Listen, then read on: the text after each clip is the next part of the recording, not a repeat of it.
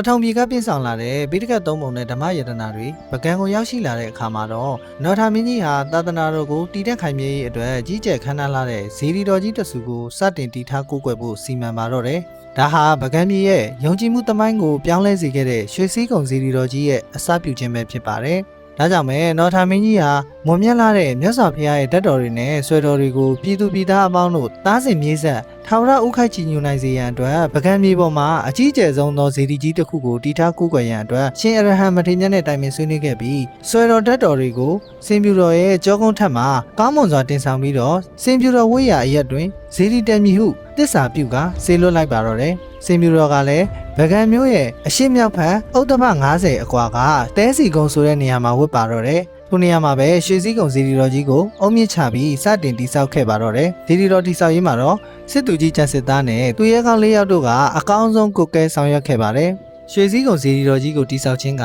တာမန်အဆောက်အုံတစ်ခုကိုတိစောက်ခြင်းမဟုတ်ဘဲနဲ့အရေးကြီးတို့ရဲ့အယူဝါဒအမှားတွေကိုဗကံပြည်သူတွေရဲ့ရင်ထဲကနေအပီးတိုင်မောင်းထုတ်ဖျက်ဆီးပစ်လိုက်ပြီးစစ်မှန်တဲ့ထေရဝါဒဗုဒ္ဓသာသနာတော်ကြီးကိုတိုင်းပြည်ရဲ့တရားဝင်ဘာသာတရားတစ်ခုအဖြစ်သတ်မှတ်လိုက်ခြင်းလည်းဖြစ်ပါတော့တယ်။နိုင်ငံတနိုင်ငံလုံးကပြည်သူပြည်သားတွေဘိတုကပညာရှင်တွေနဲ့သူရဲကောင်းကြီး၄ဦးတို့ရဲ့သွေးစည်းညီညွတ်မှုကြောင့်ဇေဒီတော်ကြီးဟာပကံမြေပေါ်မှာတဖြည်းဖြည်းနဲ့ခမ်းနားစွာရုပ်လုံးပေါ်လာခဲ့ပါတော့တယ်။ဒါပေမဲ့ပကံပြည်မှာသာသနာတော်နဲ့ယဉ်ကျေးမှုတွေကောင်းမွန်စွာအမြင့်တွယ်နေချိန်မှာပဲအနီးအနားတိုင်းပြည်တွေကပကံရဲ့အင်အားကြီးထွားလာမှုကိုစိုးရိမ်လာခဲ့ပြီးတော့ကျူးကျော်ဖို့ပြင်ဆင်လာကြပါတော့တယ်။ဒီလိုအနီးအနားတိုင်းပြည်တွေရဲ့အန္တရာယ်တွေကိုနော်ထာမင်းကြီးကဘယ်လိုကာကွယ်သွားမလဲဆိုတာကိုတော့နောက်တစ်ပိုင်းမှာစောင့်မျှော်ကြည့်ရှုပေးကြပါအောင်ခင်ဗျာ။